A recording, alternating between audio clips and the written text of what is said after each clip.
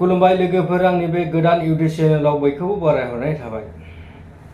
दिनैनि टपिकआनो जाहैगोन दानि जोंनि बिटिआरनि सीएम प्रमद बर'नि बागैसो फंनैसो खोथाखौ बुंनो होननानै आं आंनि बे इउटुब चेनेलाव नुजाथि फैनाय जादों। स' बिदिबा बिथां प्रमद बर', नोंथांखौ आङो गुरैयै खावलायो। नोंथाङा बुंबाय थायो जे जोंनि बिटिसि हालामाव बा बिटिआरआव जौगानाय फैबाय होनना बुंबाय थायो, नङा होमबा? नोंथाङा माखौ जौगानाय नुदों बा मायाव जौगादों? रायजो राजाफोरनि सायाव नोंथाङा मिडियाफोरनि सिङाव बहुद जौगानाय फैबाय होनना खोथा बुंबाय दं, नङा होमबा? नाथाय नोंथांनि मेगनजोंसो नोंथांनि खुगाजोंसो नोंथाङा गादिनि थाखाय नोंथाङा जौगानाय खोथा बुंबाय थादों। मोनसेबो खामानि जौगायाखै। बे खामानि जुदि नोंथाङा खामानि जौगानायखौ नुदोंबा, जोंनि मानगोनां 34 इयार्स संग्राम खालामबोनाय बिटिआर एकर्डनि सागोनगिरि रन्जन दैमारि सारखौ दिनैसिमबो मानो बख'नो हायाखै नोंसोरो? मानो बख'नो हायाखै? दिनैसिम मानो बख'नो हायाखै नोंसोरो? नोंसोरदि होनो गोजोन थासारि फैबाय, सिलाय भारतनि जेबो गैला।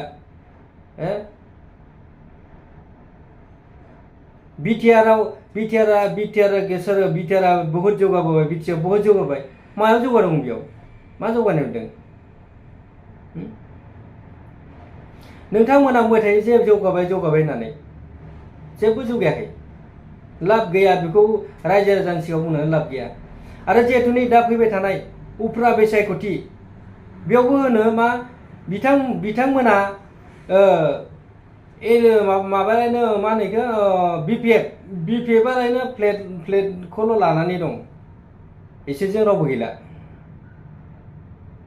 आं बेखौ सिदा बुङो, बिपिएफआ दंनाय गैयि बेखौ आं सिदा खोथा बुङो। नोंथांमोनखौ बा नों दानि थानाय सरखार बिजेपिनि सायावसो नोंसोरो गोगा देखायबाय दं, मिथिबाय? अनलि बिजेपिनि सायावसो बिजेपि गैयाब्ला नोंसोरो जिर' जागोन, जिर'। बे खोथा सिदा, बे खोथा रोखा, मिथिबाय? आरो नोंथांमोना बुंबाय थायो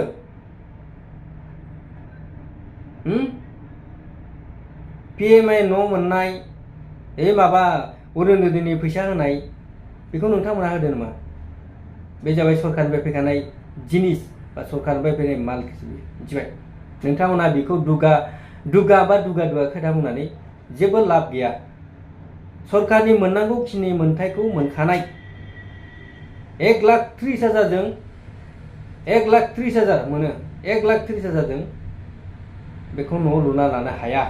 1,30,000 मोनबाबो ओरैनो चेयारमेन मेम्बार 5,000 फैसाखौ अलरेडि लानानै थांखायो। जाख्ल'नाय गैयि होननाया बेनो नामा? बेनो। दाख्लैसो थांनाय बे दरं उदालगुरियाव गबिन्द बोराय खर' गुफुरनि खाथियावनो जाख्ल'नायनि रिपर्ट फैदों बा निउस बा ससियेल मिडियाआव भाइरेल जादों। बेयाव थांनानै चेयारमेन बा मेम्बारफोरा थांनानै मा बुंहैखो? नोंसिनि फैसाखौ जों जायाखै, नोंसिनि फैसाया जोंनि एकाउन्टाव दं। नायदो बेसे बुद्धि, बेसे सैतान चेयारमेन मेम्बारफोरा। आरो नोंसोरनि एकाउन्टाव जुदि इसोरनि फैसा जायाखैबा, नोंसोरनि एकाउन्टाव दंब्ला फैसा न'खौ मानोथो लुना होनो हायाखै नोंसोरो? न'खौ लुनानै होगोन होननानै नोंसोर जुदि आखायाव लादोंब्ला मानोथो लुना होनो हायाखै? ससियेल मिडियाआव फैनानैसो बुजाबावलायो जे फैसाखौ जायाखै, चेयारमेन मेम्बारनि आखायावनो दङ, एकाउन्टावनो गरसेबो जायाखै होननानै बुंलायो। माबायदि दिमागनि नुदों नायनाय, माबा माने रायजो राजाफोरखौ थगायनाय, माने मुर्ख बानायदों। रायजो राजाफोरनि सायावसो दिनै गेदेर गोलाव जादों, आरो रायजो राजाफोरनि सायाव मुर्ख बानायबावो ससियेल मिडियाआव फैनानै। बाबा बुं चेयारमेन मेम्बारा फैसा जायाखै, चेयारमेन मेम्बारनावनो एकाउन्टाव फैसाया दङ इदि होननानै बुं ससियेल मिडियायाव, इदि होननासो बुजायबावलायो। बेनिखि गाहाम, बेनि गाहाम।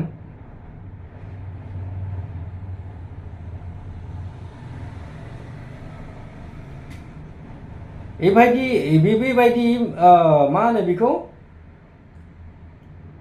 ससियेल मिडियायाव फैलायनानै खेमफेथि बा बुंफैलायनाय आरो बे मा होनो चेयारमेना बेबो ससियेल मिडियायाव फैनानै खेमफेथि फैदोंना फैसा जायाखै माबाखै होननानै। दिनैसो ससियेल मिडियायाव भाइरेल खालामजानायखौसो नोंसोरो माबाखै होनना बुंदों, फैसाखौ जायाखै होनना बुंदों ना होमबा?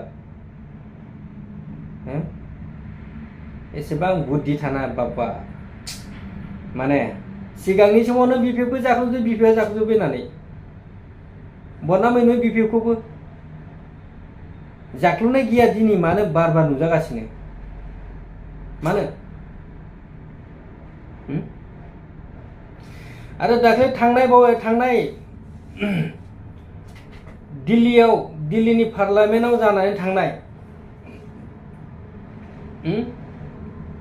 बेयाव जोंनि बिटिआरनिनो सासे एमपि सार रोंगोरा नार्जारि बिथाङा मा होनदोंमोन? नरेन्द्र मोदी सरकार फैनाय लोगो लोगो जोंनि बिटिसिआव माने गोजोना फैबाय बा जौगानाय फैबाय।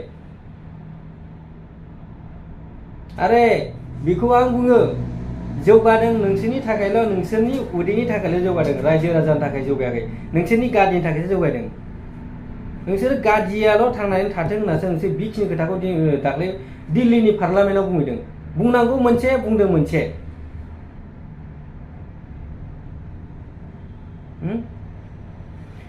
लायनो रोंगोरा सारानो लायनो बुंदों जे बड'लेण्ड नांला, बेनो लास्ट। बेखि मोनसे खोथा।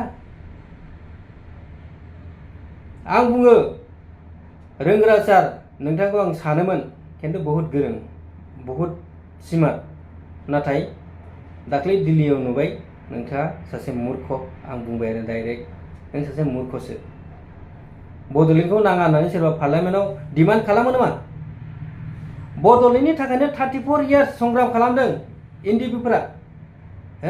अब्लाबो बिसोरो दिनै गावसोरनि न'आव गावसोरनि हिन्जावजों गावनि बिमा बिफाजों मोखां नायलायलाय ओंखामखौ ज' खांसि गंसेयावनो माब्लाबा मोनजायाखै। मिथिबाय? नोंथाङा बिदि बुंनांगौ खोथा गैयामोन।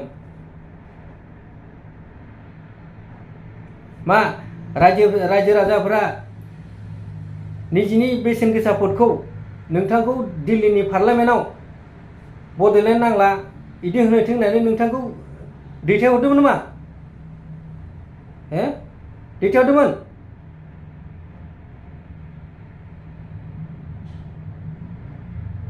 एसे जाम्बा खोथा बुङो साला।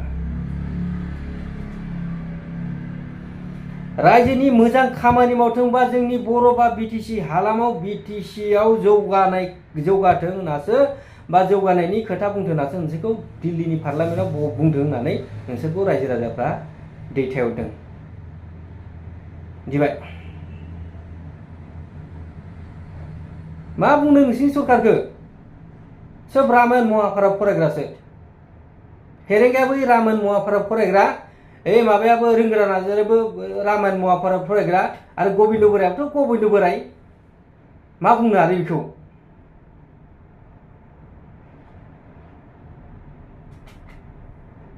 दा गादियाव निजिफ्रा गादियाव जनानै आरामसे मोनजाबोदों, उदै गारगार हौवा हिन्जाव मोखां नायलाय जालायगासिनो ना। एक्स एनडिएफबि जेलाव खैजोन दं बिसोरखौ दिनैसिम मानो बहननायनि मानो खोथा बुङाखै? दिल्ली पार्लामेन्टआव मानो देखायाखै दिनैसिमबो दासिमबो? नोंसोर दा नै उफ्रा बिसायख'थिनि थाखायसो आरो नोंसोरो जेद जागासिनो दं, गावजों गाव बरजों बर' जेद जालायगासिनो दं, नङा होमबा? आं बुङो इउपिपिएलआ हान्जाया सिंगेलै माब्लाबा देरहानो हाया आरो जैबो जानो हाया। बे खोथाखौ सिदा बुङो आङो। मिथिबाय?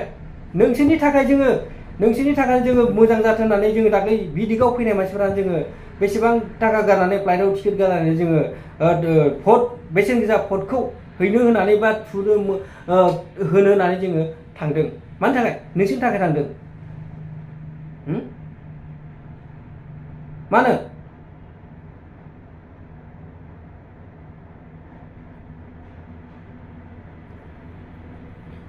एसे साननांगौ रायजो राजाफोरनि थाखाय रायजोआ दे बेसेन गोसा भटखौ नोंथांमोननो मानो होदोंमोन? जोंनि थाखाय भटखौ मानो होदों? रायजोनि थाखायसो। नाथाय नोंसोरनि थाइसे उदैनि थाखाय निजिनि उदैनि थाखाय सुफुंना लाथों बा लागोन बा लाथारथों होननानै रायजो राजाफोरा नोंसोरखौ भट होनानै देरहासार खालामाखै। मिथिबाय? स' रायजोफोर, आङो बेखिनिखौनो बुंनानै आंनि बे बुंनांगौ खिनिखौ बुंनानै आङो दिनै बेखिनियावनो आंनि बुंनायखौ एखिनियावनो दोनथ'नाय जाबाय। आरो सोरबाफोर गोदानै अननानै फैदोंब्ला आंनि इउटिउब SB ब्लग चेनेलखौ बयबो अननानै साबस्क्राइब खालामना हो आरो लोगोसे कमेन्ट शेयार खालामनो दाबाव। बेखिनिखौनो आं बुंनानै दोनथ'नाय जाबाय। जय हिन्द।